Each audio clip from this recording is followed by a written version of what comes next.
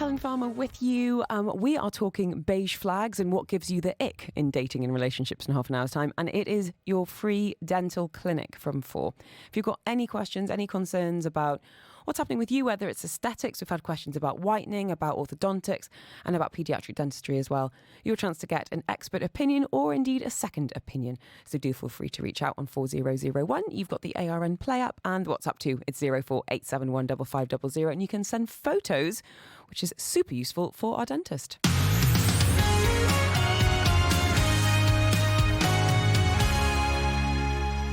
Now, we all love a good nosy in people's homes, especially the ones that feel so gloriously, luxuriously out of reach. And once again, Betterhomes have managed to take a sneak peek at some of the most glamorous and architecturally innovative homes here in the UAE by recently announcing Dubai's Best 50. With us now is Richard Waind, the Group Managing Director of Betterhomes, and a winner, which we're going to reveal a little bit. So let's go back to the beginning, Richard. Where did the idea for this competition come from? What was your mission with it? Hi, Helen. Thanks for having us. The mission, so we launched our luxury division, which is called Prime by Betterhomes, about 18 months ago, that really sort of lifts up our marketing and our offerings to the high net worth and ultra high net worth clientele in the town. And when we were launching it, you sort of sit in a room, don't you, and think, let's come up with some ideas and how we might do this. And we started thinking, what does Dubai like? Well, it likes a bit of luxury. Yeah. It likes a little bit of competition. And we all like a winner. So we thought, let's put those three things together. And we've come up with a competition, which we named Dubai's Top 50 Homes. We launched it in D3 in November. We ran the competition for about 4 or 5 months, allowed public to vote on it. We had a really, really stellar judging panel that got out there and had a look at some homes with us. And then last week we announced it. So we announced the winners at an event at Gisette in DFC, which was a lot of fun. It's a great spot. It now, is. How many entries did you have? We had about 300 in total. 1 or 2 not from Dubai, which we had to put to one side. Good to know there's a market for us. Exactly. We had one from Saudi, Yeah, which did look one day. We'll think maybe we do Saudi's top 50 homes. So we had about 300, which we whittled down to 50 internally. Those 50 then we went out and took videos of. So every home had a professional video shoot, professional photo shoot. They're uploaded to the website www.top50homes.com, and that was then open to the public vote. I do urge you to go and have a look on that website because it's got some beautiful houses. Got some glorious homes. Now, in terms of the categories, what were you kind of looking to find the best of? So we had best overall home, best apartment, and then we had some categories around best kitchen, best entertainment space, which was probably my favourite of all the bathroom was my favourite category. And then best bathroom, and best garden, so best landscaping or garden. I mean, I can't even begin to imagine how you would start to whittle those down. Yeah. Tell us about the judging panel and their expertise. What were they bringing to the table? So it was my closest thing I'll ever come to living the X Factor. You were Simon. Yeah, thank Too you. Nice to be Simon. I don't have the hair, do I, unfortunately? Or the high waistline. But it was really good fun. So we put together a really great team. We had Camila Zal, who is an award-winning garden designer. She's been to the Chelsea Flower Show. We had Zara Abdullah from Zara's Kitchen, who lovely. Zara. We had Adam Clark, who runs the design studio, who's trained a lot of interior designers here in Dubai, and we had Victoria Thatcher, who's from Hot Media, and she helped come up with the ideas and put it together with it. So really great team. I was there to help, but I wasn't allowed to vote. Interesting. Industry but yeah, insider. it was good fun. Yeah, it was good fun. Now, in terms of people putting themselves forward, did you have property developers, interior designers, but also people that have worked on these projects themselves as homeowners? What was that mix like? Yeah, correct. So there was a lot of developers and designers wanting to put their homes forward. They need to obviously get permission from the homeowner, but I'd say about a third of all entries were direct from homeowners. People that had really put the passion into the homes themselves, and that's what we really like to see. And we had a couple that were both developers and homeowners. Which brings us to... we have overall winner. Joakim is in the studio. Property developer. The house is described as a Venetian-style villa in St Jumeirah Islands. From the videos I've seen, it's this spacious, light, minimalistic, modern, but not cold. Does that make sense? How are you, sir? I'm good, thank you, and thank you for inviting us today. You should be so proud. What an accolade, because obviously this means a lot that, you know, your home is getting this recognition, but also your work as a property developer to have the opportunity to showcase what you've been working so hard on. Tell us a little bit about finding that villa initially. When did you find it, and what state was it in before you started working your magic? Oh, wow. We found it, I'd say, 1.5 years back. So not that long ago.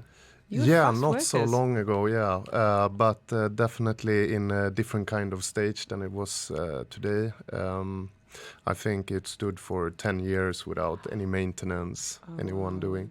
So, it was in quite a bad shape.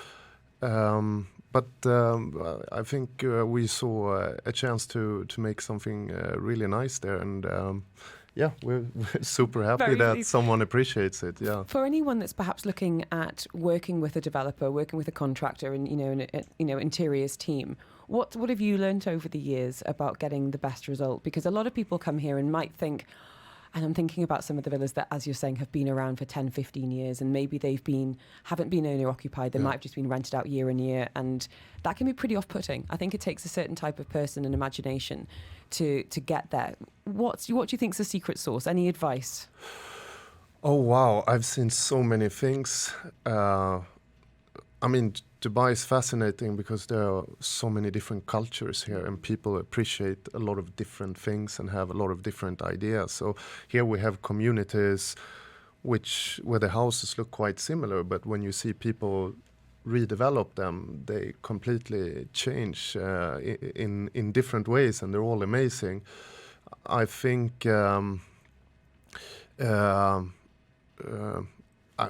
working with homeowners, the nicest thing is working with someone who's maybe had a few homes and really know what they want. Mm-hmm. And it's a lot of fun to be part of building someone's dream house. Yeah, that's a big thing. Yeah, it is, because that's what we all want to come home to, is that feeling of you feel your shoulders go down. Yeah. This is where I want to be. Richard, can I ask you an indelicate question? Go ahead. Have you seen some shockers in your years? And I say this as someone who has, because I used to work for a kind of a very luxury property company in the UK. Yeah, you did, didn't you? And there were a few footballers' homes there that, let's just say, I love getting the photos back. I think beauty's in the eye of the beholder, Helen. Diplomatic, and part of being a very good real estate person is that diplomatic edge, I think. Well, yeah, but that's a good point now. In we're thinking about competitive market, wanting to make sure you're getting the best deal for your clients, having a conversation which is, have you thought about a tweak here and there in order to make it as... Absolutely. And look, people develop, and Corinne's absolutely right. There's so much development going on today, both, and I'm not talking about new homes being built, I'm talking about redevelopment of older villas in particular. Across Dubai, properties that are 10, 15 years old, there's some really exciting things happening behind those closed doors, and really beautiful new homes being made, basically. But, people often redevelop a home to their own taste. Okay, that taste, if you look at the top 50 homes, I'm not sure there's many in there that you wouldn't want to live in. But of course, I have walked into places and there's more gold than anything else. And, it's personally not maybe to my taste. But it could be someone else's dream match. Yeah, exactly. So what did you love about our overall winner's home? What caught your eye in that of the judges to give her that accolade? So there's a couple of things. As you actually drive into the home, there's some really, really nice artwork in the garden and some water features in the garden that just give it a really nice sort of sense as you stand out of the car. And as you go into the property, if I remember right, there's a very unusual door shape, isn't there? Sort of arching door. Yeah. And as you go in, what really for me is it's the space, the detail, the wallpaper, the detail and everything. But frankly, it's a home. And that for me is the real thing. It's not a show home. It's a home. You can sense the family in there. There's great spaces for Joakim's daughters. There's a bit of a man den, if I remember rightly, that I had my eye on. So, it just ticks so many boxes. And when you walk into a home, and it does give you sort of that sort of, the feels, the chills, the hair stands up on the end, and you phone the wife and you sort of go, how much cash have we got? How do you feel about that kidney you've got? Yeah, exactly. Do we need all three of our daughters going? So this isn't going to be the last competition then, I'm guessing, because I can see how much you've enjoyed this. Yeah, we've really enjoyed it. And And, we've done it to try and get the name out there, and that's been a lot of fun and been successful. But we've really enjoyed it, and I think Dubai has responded really, really well to it. The developers, the homeowners have responded really well to it. So, I think watch this space, but 2023 or 2024, sorry, we'll go again. Well, if you want a nosy at the winning home and, of course, the others, you can go to top50homes.com. Prepare to feel very jealous indeed. I've got my new best friend on the right-hand side. I'm going to invite myself around for dinner. Thank you so much. Huge congratulations to you and the family, Joakim. Really incredible.